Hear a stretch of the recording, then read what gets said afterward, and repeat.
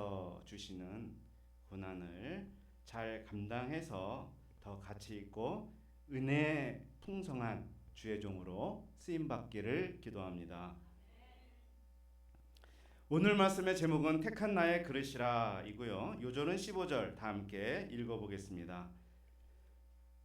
시작. 주께서 이르시되 가라, 이 사람은 내 이름을 이방인과 임금들과 이스라엘 자손들에게 전하기 위하여 택한 나의 그릇이라. 기도하겠습니다. 하나님 아버지 감사합니다. 오늘도 거룩한 주일 허락하여 주시고 우리가 예배자로 주님 앞에 서게 하심을 감사합니다. 이 시간 진리와 성령 안에서 우리가 온전한 예배를 드리게 하시고 주님께서 받으시고 우리와 함께 하시고 우리에게 필요한 생명의 말씀을 부어 주시옵소서. 감사하며 예수님의 이름으로 기도합니다. 아멘. 네. 자, 사도행전 7장의 주인공은 스데반이었죠. 8장의 주인공은 빌립이었습니다. 오늘 9장의 주인공은 사울이고요. 앞으로 보게 될 10장의 주인공은 베드로입니다. 세계 선교의 주역이 된 분들이 이 사도행전 중간을 차지하고 있습니다.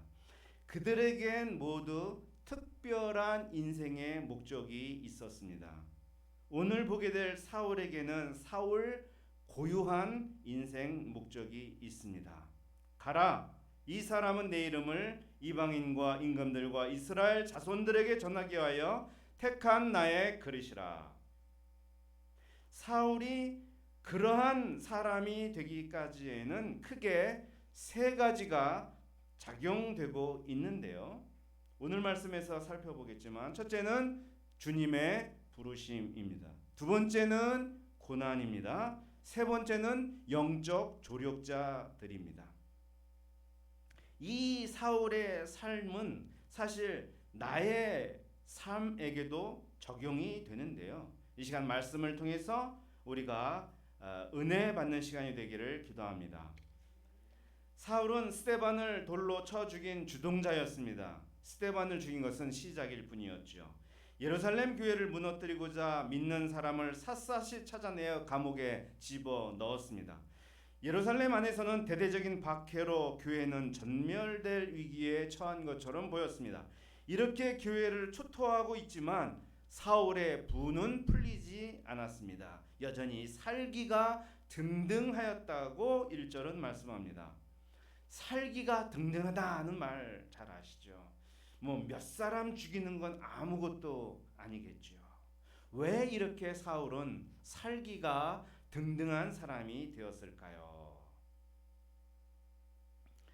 사울의 교회에 대한 적개심은 식을 줄을 몰랐습니다. 대제사장에게 가서 다메섹 여러 회당에 가져갈 공문을 청했습니다. 한마디로 법원으로부터 영장을 발부받는 거죠. 영장을 가지고 다메섹으로 가서 예수를 믿는 자들은 남녀노소를 막론하고 다 잡아오고자 했습니다.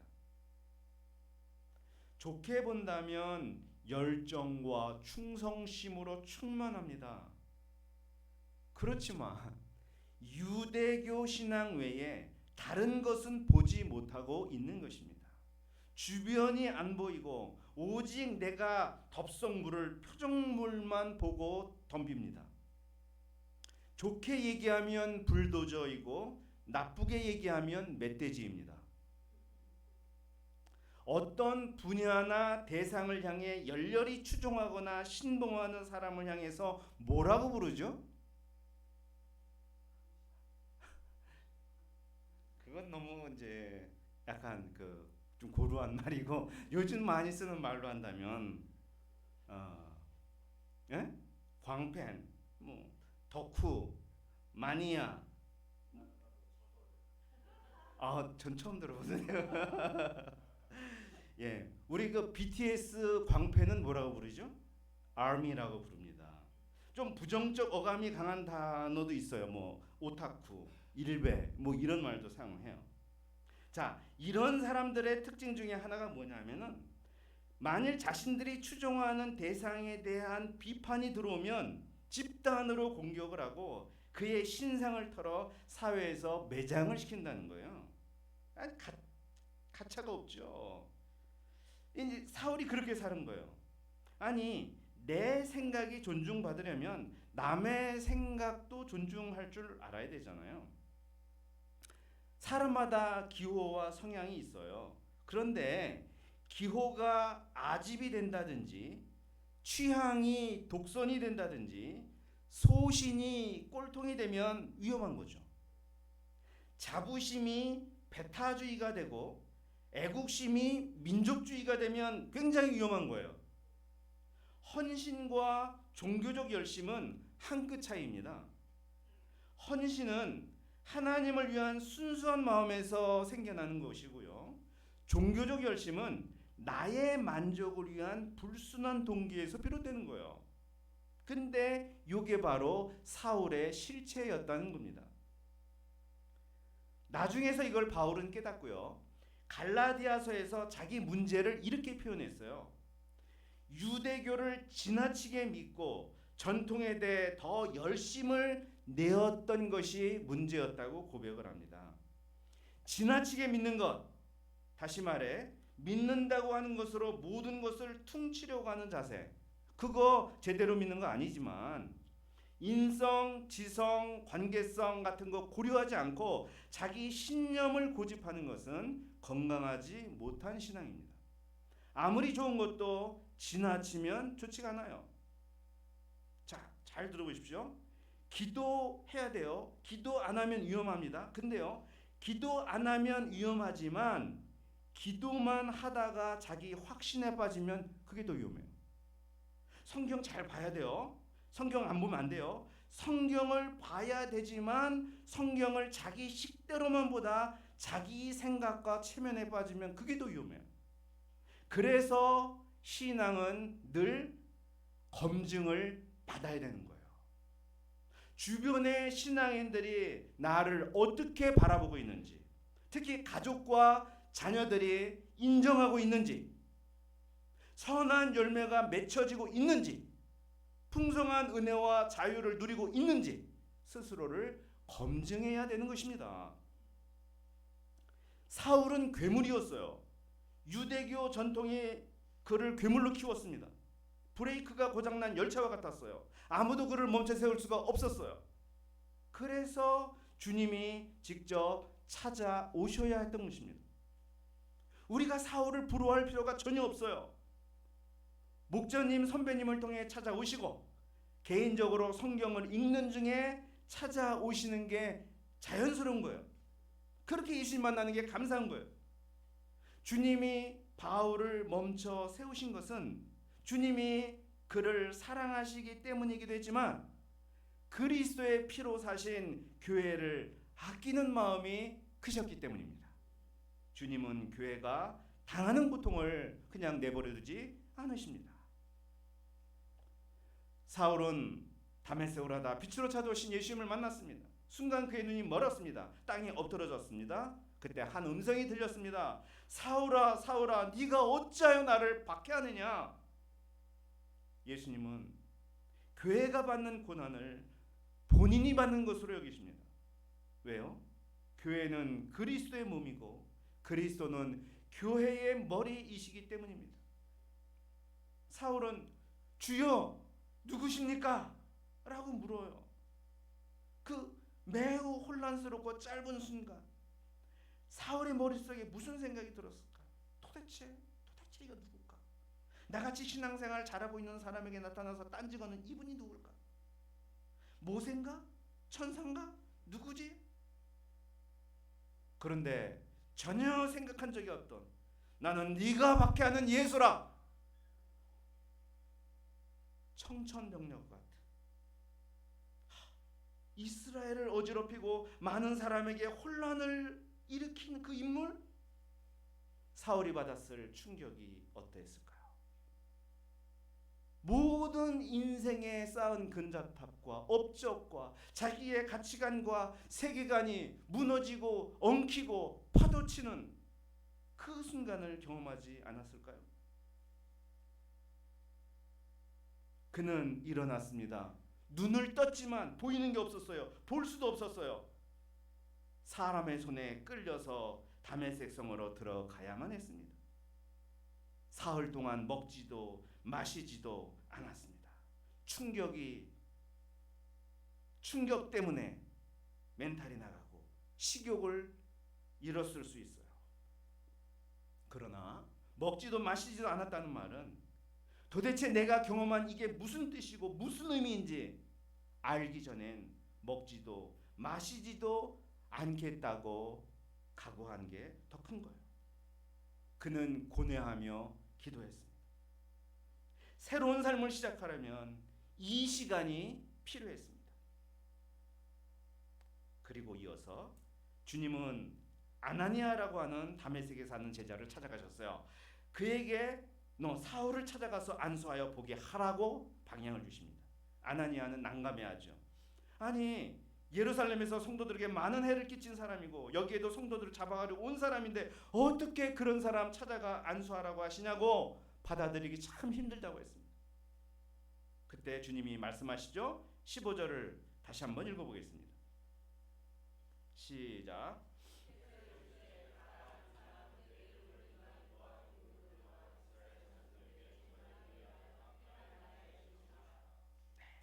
주님은 주님의 이름을 만민에게 전하도록 내가 선택한 나의 그릇이라고 하십니다. 걔가 좀 괜찮은 사람이야. 앞으로 잘 순종하면 내 그릇이 될 수 있어. 그렇게 말하는 게 아니라 지금 나의 그릇이라고 하십니다. 아직 회개하지도 않았어요. 아직 예수님을 믿지도 않았어요. 그런데 지금 주님의 그릇이라고 하십니다. 그릇은 영어로 vessel이라는 단어예요. 그릇은 무엇을 담는 용기입니다. 밥 공기는 밥을 담는 목적이 있고요. 국그릇은 국을 담는 목적이 있죠.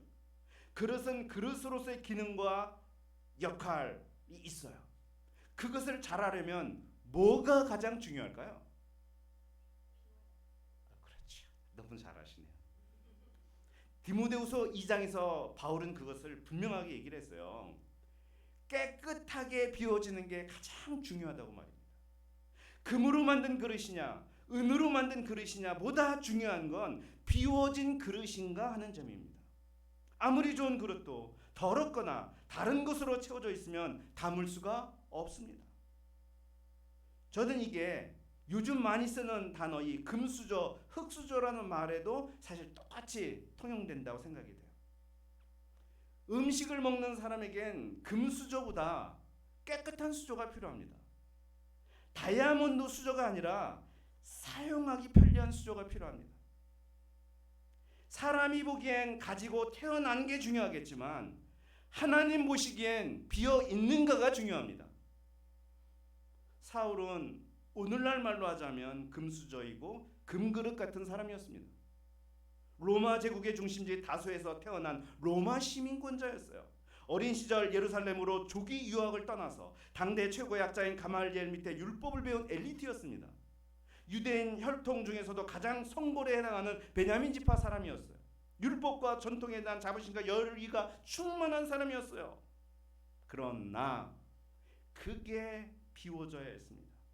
그 자랑스럽게 생각하는 것들이 오히려 하나님을 대적하는 것으로 발동했기 때문입니다.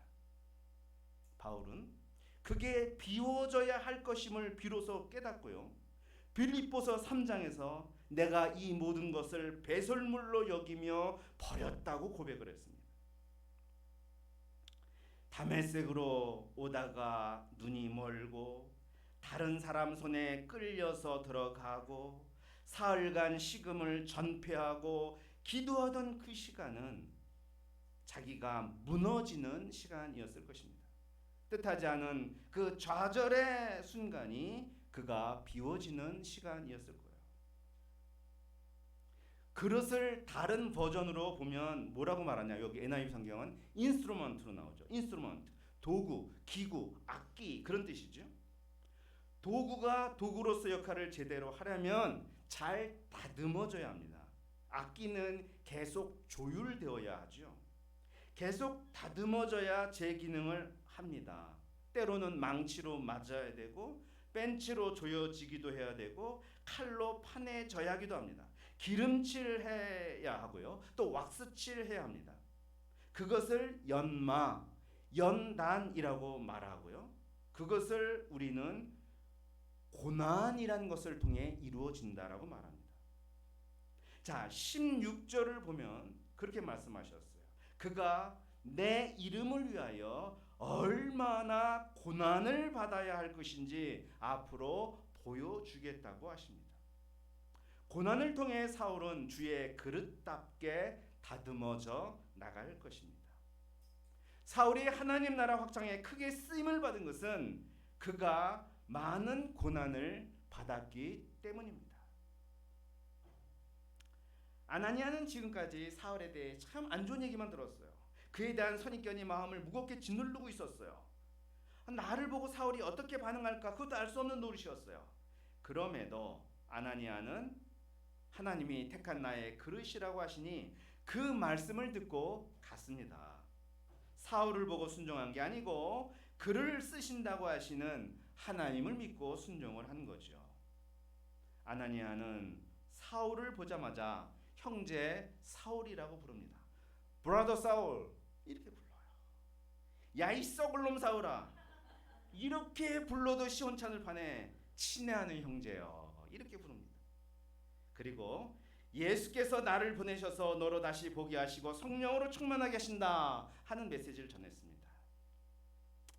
그러자 사울은 시력을 되찾았습니다.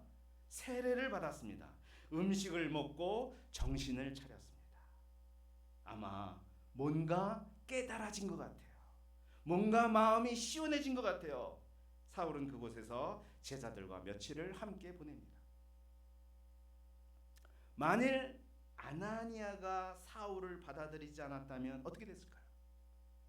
사울에게 형제라고 하지 않고 야 이 원수야 이렇게 말했다면 어떻게 됐을까요?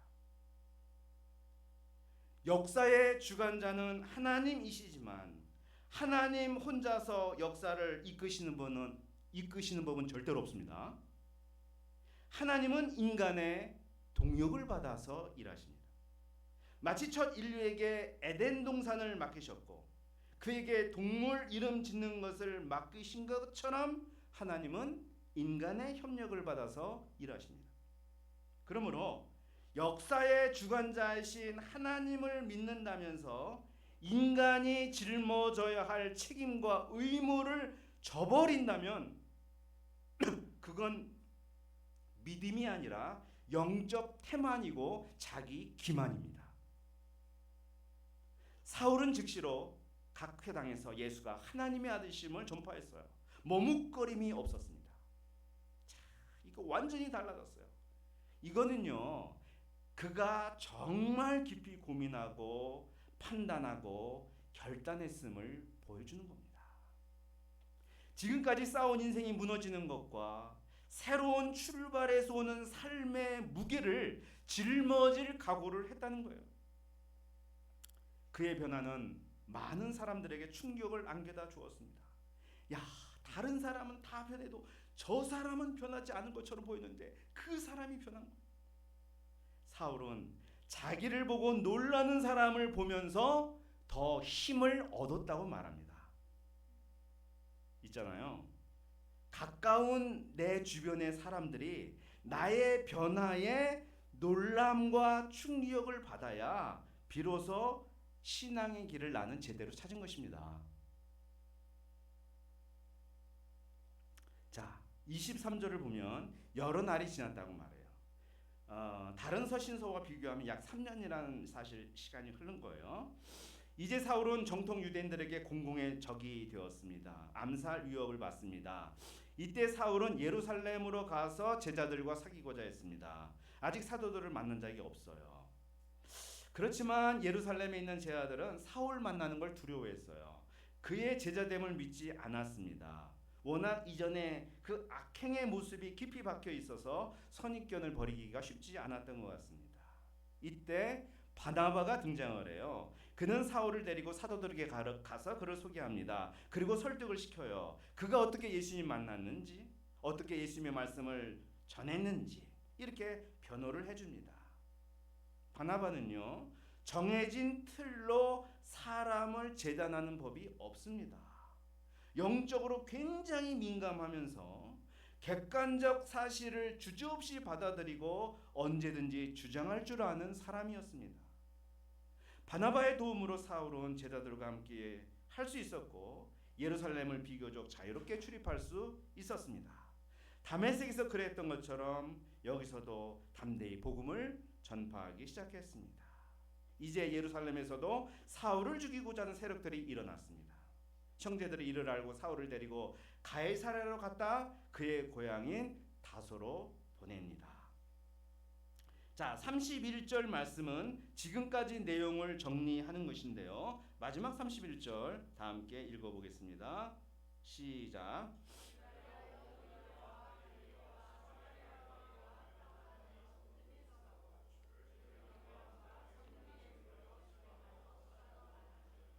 네. 지금까지 살펴본 모든 걸 얘기하는 거예요. 그러니까 6장서부터 그 후반부에 스데반, 빌립, 사울의 얘기를 다 통틀어서 하는 거예요. 그런 일들이 온 유대와 갈릴리와 사마리아 교회가 평안하여 든든히 서가게 한 일이 되었다는 거죠. 그리고 성령의 적극적 지원으로 제자의 수는 더 많아졌다 이렇게 말씀을 합니다.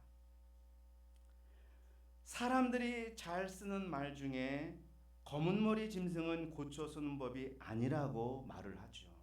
왜 그런 말을 하냐? 사람은 안 변한다. 또 좋게 변하는 법이 거의 없다. 하기 때문에 그런 말을 하는 것 같아요. 그런데요, 하나님은 살기가 등등해서 도저히 쓸 수 없는 그러한 인물을 만민을 위해 아주 가치 있게 귀한 그릇으로 쓰고 계십니다. 그리고 그 그릇으로서의 진가는 앞으로 고난을 받으면서 더욱 드러나게 될 것이라고 말씀하십니다. 하나님은 사울을 부르셨고 아나니아와 바나바는 하나님과 동역하였습니다. 우리가 쓸모 있고 의미 있는 삶을 살게 된 배후에는 하나님의 부르심이 있는 줄을 믿습니다. 우리도 사울처럼 하나님이 택하신 하나님의 그릇입니다.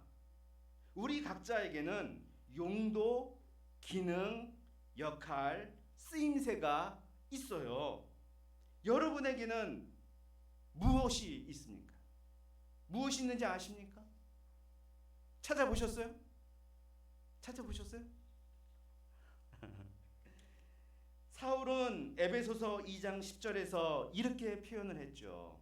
공동 번역에는 우리는 하느님의 작품입니다. 하나님께서 미리 마련하신 대로 선한 생활을 하도록 그리스도 예수를 통해 창조하신 작품입니다. 쉬운 말 성경으로 한 번 더 얘기할게요. 우리는 선한 일을 하도록 그리스도 예수 안에서 지음받은 하나님의 작품입니다.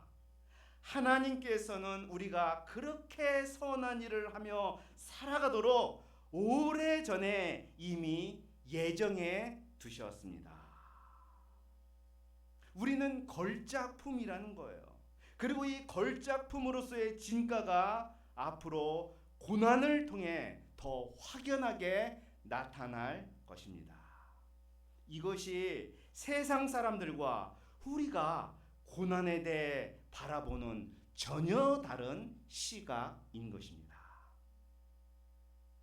하나님은 내가 나로 살아갈 수 있도록 아나니아와 바나바 같은 영적 조력자들을 내 옆으로 보내주셨습니다. 그분들의 참고 수고하고 세워주신 덕분에 우리의 삶은 더 가치 있게 빛이 날 수 있게 된 겁니다.